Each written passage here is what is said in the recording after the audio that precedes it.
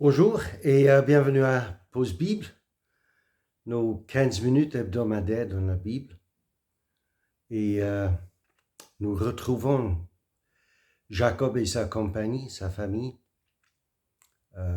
qui vont passer la nuit dans l'attente de leur rencontre, Jacob de sa rencontre avec son frère, l'aîné, Ésaü, qui s'avance vers lui avec, je ne me souviens plus, est-ce que c'était 500 hommes? Vous pouvez vérifier. Mais Jacob, il a été assez inquiet de la nouvelle qu'il avait reçue de ses serviteurs.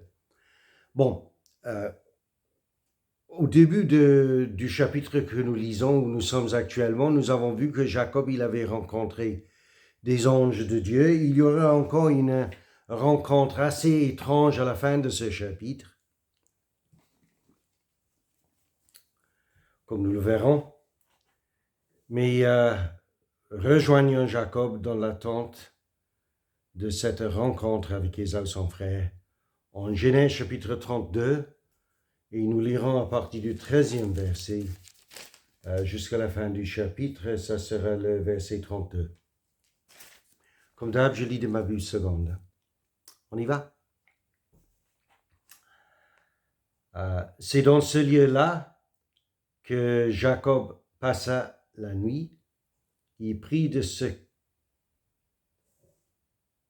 qu'il avait sous la main pour faire un présent à Ésaü, son frère.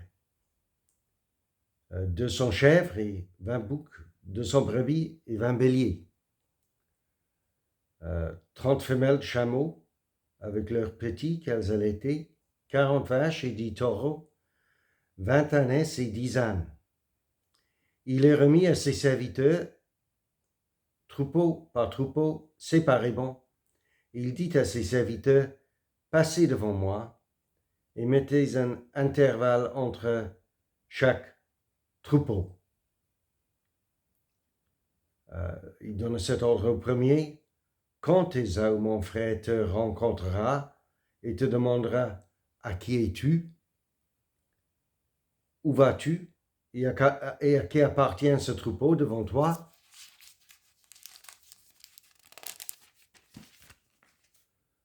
tu répondras à ton serviteur Jacob. C'est un présent envoyé à mon seigneur Ésaü. Et voici, il vient lui-même derrière moi. Il donna le même ordre au second, au troisième et à tous ceux qui suivaient les troupeaux. C'est ainsi que vous parlerez à mon seigneur Ésaü quand vous le rencontrerez. Vous direz, voici ton serviteur Jacob vient aussi derrière nous, car il se disait, je l'apaiserai par ce présent qui va devant moi. Ensuite, je le verrai en face. Et peut-être m'accueillera-t-il favorablement. Le présent passa devant lui, et il resta cette nuit-là dans le camp. Il se leva la même nuit, prit ses 2 femmes, ses 2 servantes et ses 11 enfants, et passa le gué de Jabbok.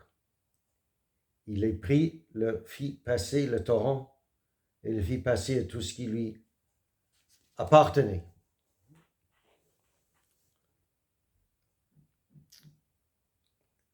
Et nous lisons dans le verset 24 que Jacob demeura seul.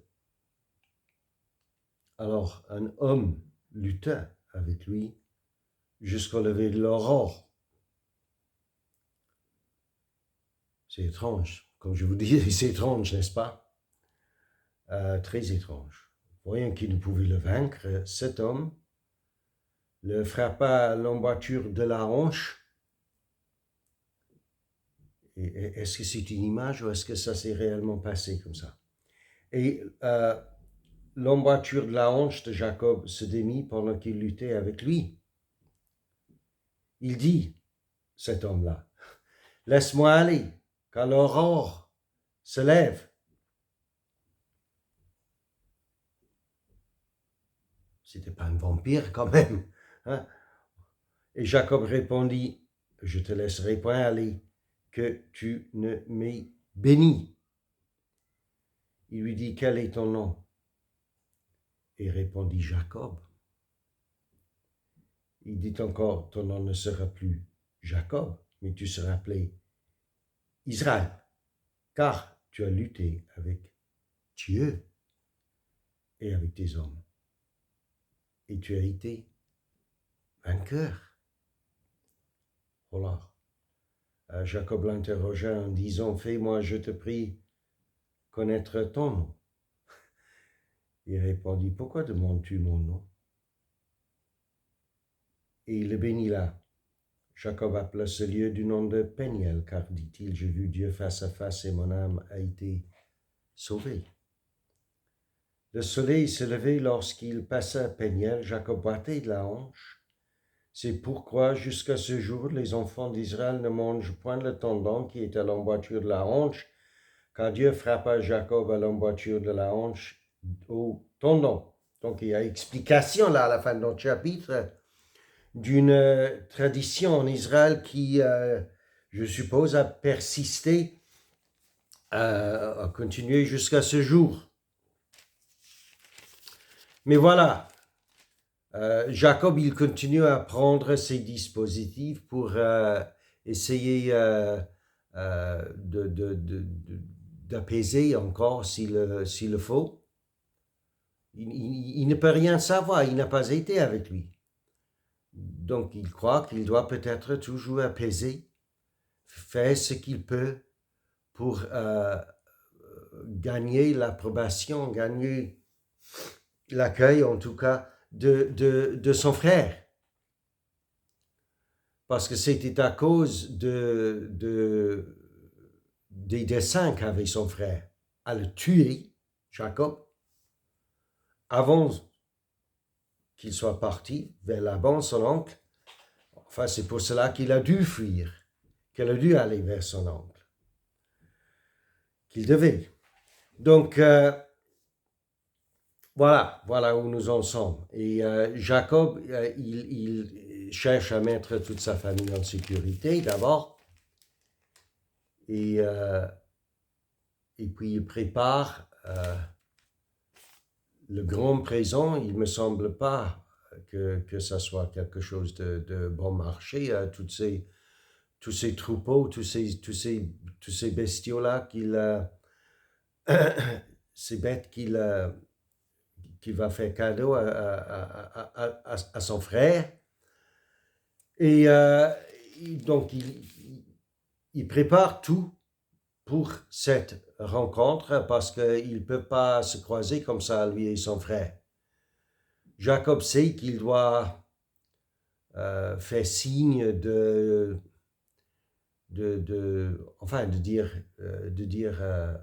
sa désolation dans un sens, de son regret, de sa manière d'avoir traité son frère et son père. Et donc il doit montrer, en quelque sorte, qu'il a appris des choses, il a appris des choses chez Laban, il doit le montrer, il doit faire preuve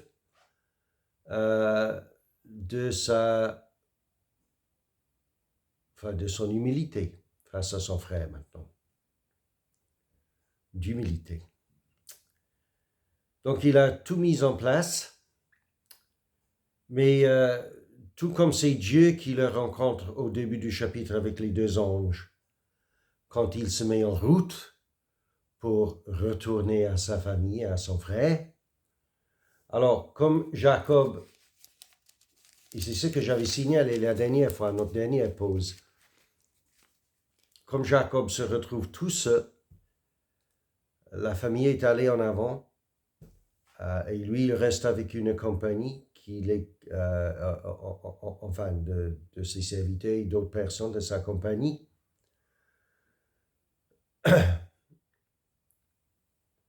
Il a envoyé sa famille en avant, c'est les serviteurs avec les animaux.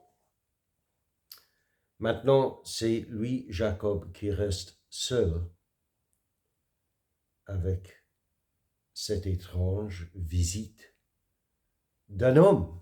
C'est le mot qu'on emploie, c'est tout ce qui est dit, qu'il s'agit d'un homme. On dit pas un ange, on dit un homme. Et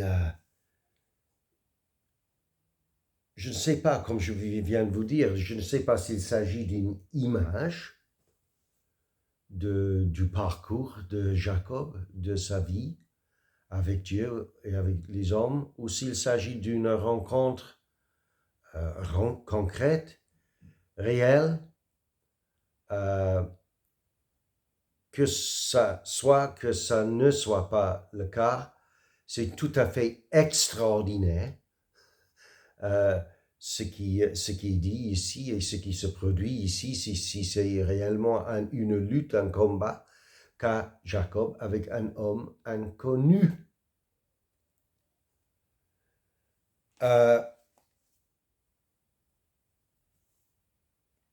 Et il y a des gens qui l'ont pris, cette lutte, comme étant une image de la vie, de la prière et de sa vie de prière et sa relation dans la prière avec Dieu.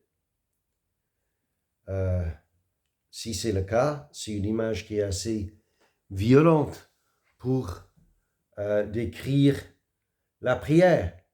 Et pourquoi pas?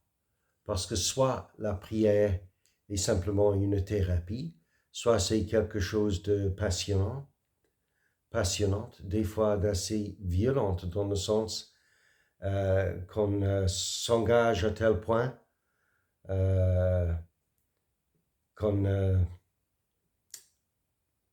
que c'est comme si on discute, c'est comme si on est dans un combat avec l'invisible et avec Dieu.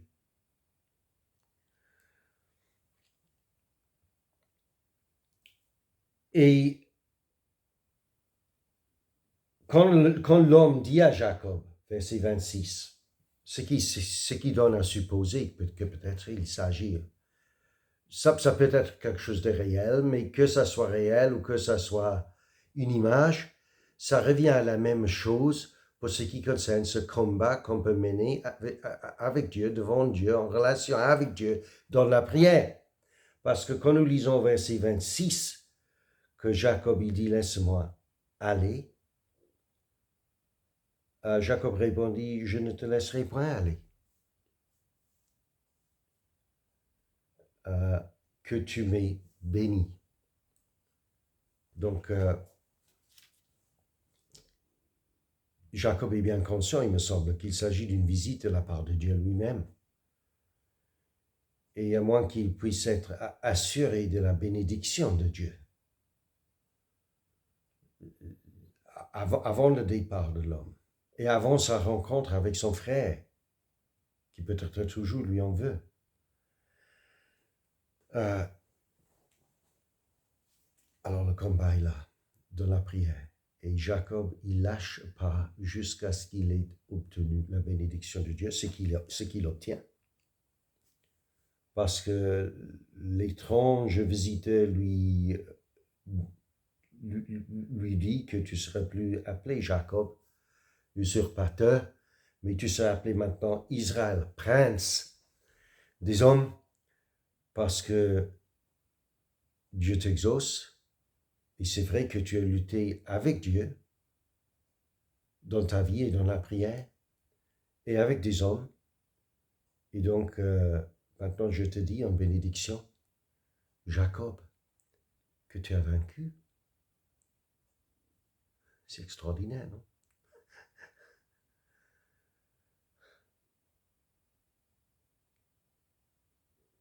Jacob, tu as vaincu. C'est pas moi qui est venu de la part de Dieu qui est vaincu. Mais c'est toi qui as vaincu. On peut lutter avec Dieu et gagner dans la bonne cause. C'est ça ce qui est à bien saisir ici.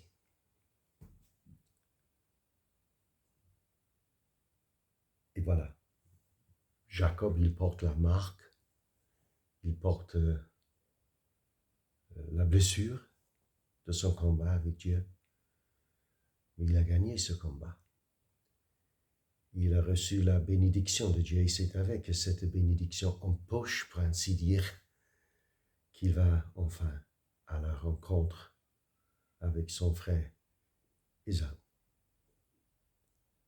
Quelle chose à imaginer, quelle chose à noter et quel encouragement pour nous, pour la prière et pour la vie de prière. Je vous laisse et à la prochaine.